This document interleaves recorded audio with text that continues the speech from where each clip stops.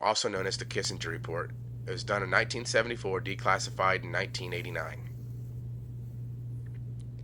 It's about a 130-page report. We're just going to talk about a couple different little things in it, but you need to read the report in its entirety so you understand exactly what your government's trying to do for you or to you. Section 28, world policy and programs in the population field should incorporate two major objectives. A. Actions to accommodate continued population growth up to 6 billion by the mid-21st century without massive starvation or total frustration of developmental hopes. B. Actions to keep the ultimate level as close to possible as 8 billion rather than permitting it to reach 10 billion, 13 billion, or more. While specific goals in this area are difficult to state, our aim should be for the world to achieve a replacement level fertility, a two-child family on average, by about the year 2000. This will require the present 2% growth rate to decline to 1.7% within a decade and to 1.1% by 2000. Compared to the UN median projection, this goal would result in 500 million fewer people in 2000 and about 3 billion fewer people in 2050.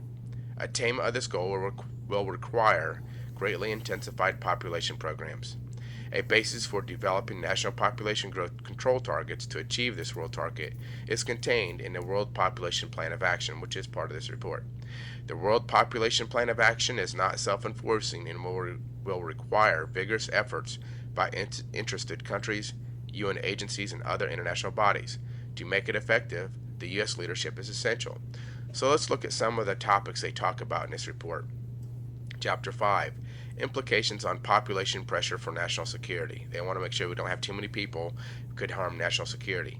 Actions to create conditions for fertility decline. So they're going to do some kind of action to create some kind of condition for fertility decline. You can do your own research on that, and we'll go over that in just a little bit, but it's not something that they're trying to get you to do willingly. We're not talking about the pill. Functional assistant programs to create conditions for fertility decline. So they're going to create these conditions. Food for Peace program and population. That part of the report talks about how they were going to work with these third world countries and basically use food to control whether or not they were going to put certain things in place so that they could start getting their population in control. In the mid 40s or 50s, on those pages of this report, they talk about how the American woman was staying home having too many babies, and so they basically need to get her out of the house, get her working, and work on taking down the family unit so you stop having so many kids and you have to go out and work more. And gosh. And that goes hand in hand with the Communist Manifesto. If you ever read the Communist Manifesto, it's in there. Feminism was a design weapon to destroy the nuclear family. They couldn't implement completely communism without also implementing feminism. So it goes hand in hand. Parents don't want to have 10 kids when they're out working. It's hard to raise them that way. A. Research to improve fertility control technology. Let's look a little bit at a few things that may be related to this. ATSDR, Agency for Toxic Substances and Disease Registry. This is on fluorides, hydrogen fluoride, and fluorine. Some of this is what you find in your water, toothpaste, you shower in it, you drink it constantly. Let's look at how fluoride, hydrogen fluoride, and fluorine may affect my health. In adults, exposures to high levels of fluoride can result in denser bones. However, if exposure is high enough, these bones may be more fragile and brittle, and there may be a greater risk for breaking bone. In animals, which we are, a version of an animal, exposure to extremely high doses of fluoride can result in decreased fertility in sperm and testes damage. This is by the U.S. Department of Health and Human Services. This next one is on the National Autism. You can get it off their website. And I'm not going to say this right. I'm not a professional speaker. I'm not going to claim to be. But thimerosal is an inorganic mercury compound that is metabolized to ethyl mercury and thiosilicates and has been present since the 1930s as a preservative in some vaccines and pharmaceutical products to prevent bacterial and fungal contamination. So let's look what that is. The facts. Mercury is hazardous to humans. The use of toxic poison as a preservative is undesirable, unnecessary, and should be eliminated entirely. The United States is in the midst of a tragic epidemic of autism. An analysis of the U.S. Department of Education data from 1992 to 1993 in comparison to 2000 to 2001 indicates there has been an average increase of 644% among U.S. children. Now, if you go through and read this report, it's not that the numbers didn't increase because they got better at reporting it or anything like that or diagnosing. You can see at the bottom it says 2014, 319. I want to show you guys something. 1974. This is original document. Population, concerning population. This is from here, Henry Kissinger. Okay, it's concerning what can we do to reduce growth. All right, because there's an imbalance and instability because of food, lack of food, competition for resources. Now there's no water left. All of our oceans are dying. I wanted to see what I'm searching for is, I can't find it. There was I remember watching where Henry Kissinger gave this speech on this report, and he spoke about how it is the United States policy, not America's policy, because remember, the United States is a federal corporation. America is the country, right? And nobody walking around here can point out to me your documents that say you're an American.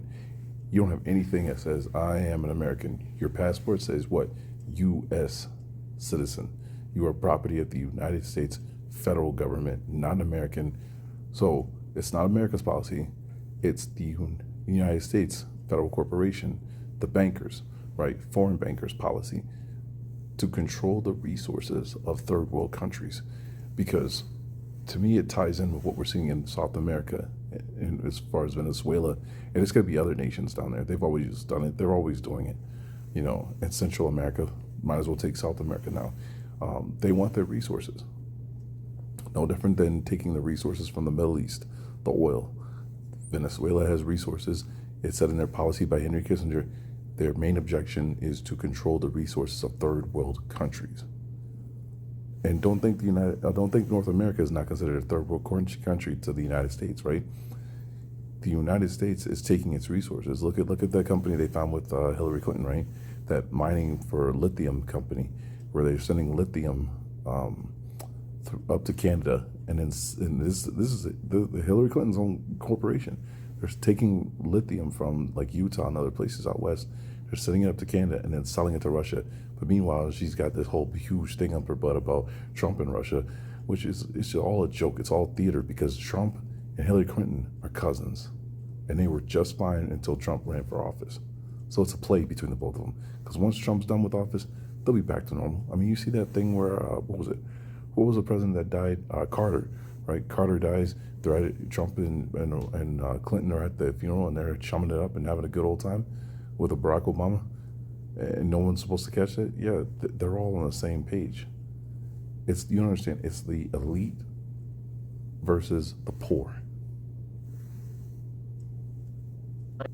Literally, and listen, I'm not saying this in fear, but look at this, especially in poor countries.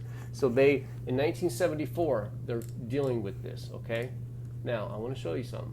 Just bear with me. Club of Rome, Henry Kissinger, 1981. Reduce population levels, and the quickest way, Africa, disease like Black Death.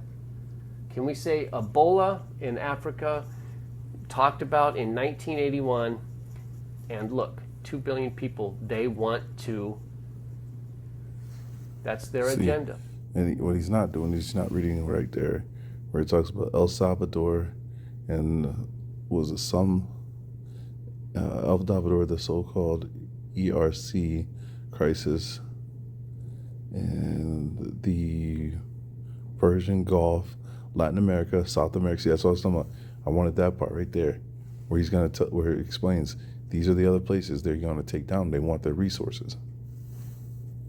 The United States wants their resources. And like I've always said, my mind clicked when I was watching RoboCop, the TV series, on Tubi. And yeah, right, there was an episode where RoboCop, his friend from his time in the war, comes back to Detroit, and he's a part of a group that's trying to take down because eventually your states are all going to go away. You know, that's what the Real ID thing is going to be about. There's no longer be the state of New York, state of Texas. They're going to be zones, right? And these zones are going to be run and organized by corporations, your large corporations that are going to survive.